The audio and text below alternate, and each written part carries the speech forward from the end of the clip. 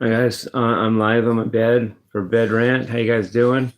I want to bring up this video might be unique in that it was not only unplanned, but I think it represents original thought. Not that no one's thought it, but original thought, new thought for me. I haven't thought this. Some of this thoughts I'm going to say I haven't thought until just maybe until a few minutes ago. It comes down to what I feel about my uniqueness. Like what, is uniqueness a bad thing or not? Is it good? Is it a good thing to be just like everybody else? I spilled some beans about myself and all the things that are unique about my experience in one of my videos I just did, and not of it not even positive sounding, at least not on the surface. Like all of the different experiences I've had that end up making me unique. And the question metaphysically or philosophically might be, is that good or bad? Is it good to be unique and different than other people, or is it best to just be like everybody else? That is a fair question, because there's a lot of pressure, and probably even there's a lot of pressure to be like everybody else. There's a lot. It's called conformity, peer pressure, be like everybody else. Almost like that is implied or assumed to be a good thing, but that doesn't necessarily make that fact true, or that thought true. And I wasn't going to think about it. I didn't care. I mean, I don't know. I just thought but it just came to me this morning, how I feel about that. And um, there's a thing in game theory called long game. It means what you're going to do in the long run, how your case wins in the long run. And I think to answer the question, is uniqueness good or bad, you have to think beyond just this life.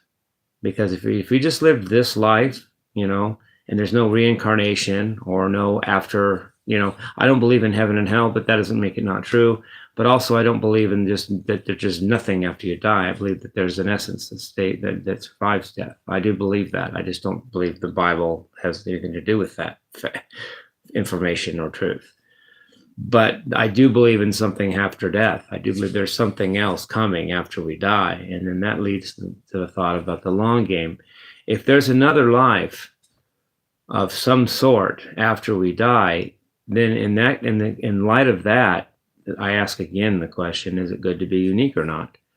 And I thought about it, and especially in terms of my own uniqueness, I think it is good to be unique, because that's evidence that you're here for a reason.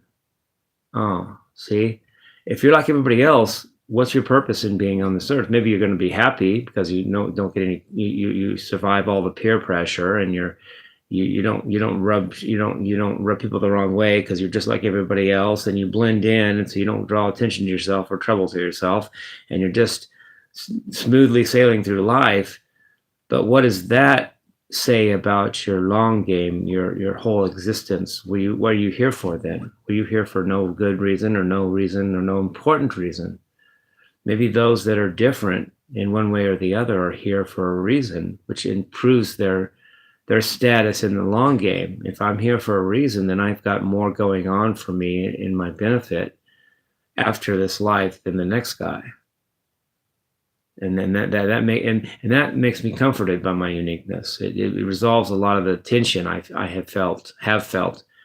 Oh my gosh, I'm unique, I'm weird, and I'm different, and that's bad, and what did I. But actually, the reverse might be true. If I have all these unique things about myself, that's all evidence I'm here for a reason, and that means that my soul, my existence, my essence has more value or more purpose, or is further evolved than the guys or people that they're just like everybody else. I mean, yeah, you have hardships in this life because of it. People ridicule you, or whatever the direct consequence of the differences are, and how it makes you experience different. Which not only is it different, meaning that people don't relate to you, which itself is another thing, but it's also different that you're not you don't know, you doubt yourself, or you think that you're alone, or that you don't feel as strong or as hopeful because you have to, you don't have comrades, you don't have peers. I have felt very peerless in my life. Like, who really relates to me? All the things I said, I just went through. I laid out my ailments of my life, not ALE alcohol, but AIL, sicknesses, or infirmities, or whatever you want to call that. Um, and I'm comforted now by the thought of my uniqueness. That the uniqueness I have only means that I'm here for more of a purpose than if I just fit in like everybody else. I'm pretty confident. I mean, I don't know, who knows anything really, but I'm pretty confident I'm here for a reason. With my birth date, 12/6/66, my name, James X. Wiseman Jr.